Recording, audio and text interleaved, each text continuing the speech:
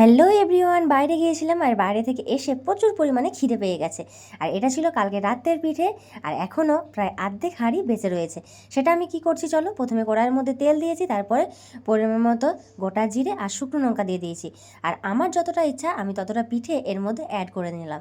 এরপর ওপর নিচ করে পুরো পিঠের মধ্যে আমি তেলটাকে মাখিয়ে নিচ্ছি, যাতে পুরো তেলটাই পিঠের মধ্যে মিশে যায়। এরপর বেশ কিছুক্ষণ আমি নাড়াতে থাকবে। আর নাড়ানোর পর আমি এর মধ্যে কী অ্যাড করব বলো তো, চলো তোমাদেরকে দেখিয়ে দিই। এর মধ্যে বেশ কিছুক্ষণ আমি নাড়ানোর পর দিয়ে দেব সামান্য পরিমাণে একটু জল।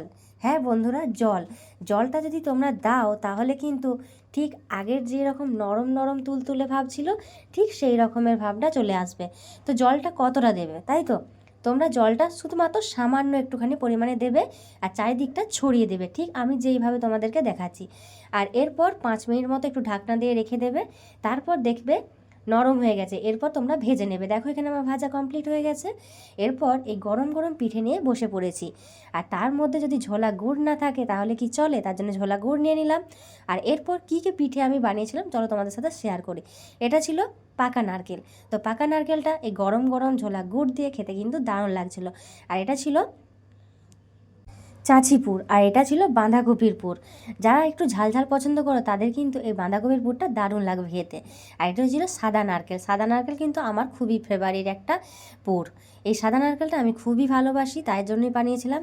আর এটা ছিল পোস্ত, মানে যেটা তিল আর পোস্ত মিক্সড একটা পুর বানিয়েছিলাম, সেই পোস্ত। তো আমার সাথে তোমরা যদি খেতে চাও অবশ্যই কিন্তু চলে এসো। আর আজ প্রচণ্ড টায়ার্ড, যেহেতু একটু আগেই বাড়িতে ফিরেছি, তার জন্য আমি আজকের লাইভটা মিনিমাম 6:30টার দিকে করব।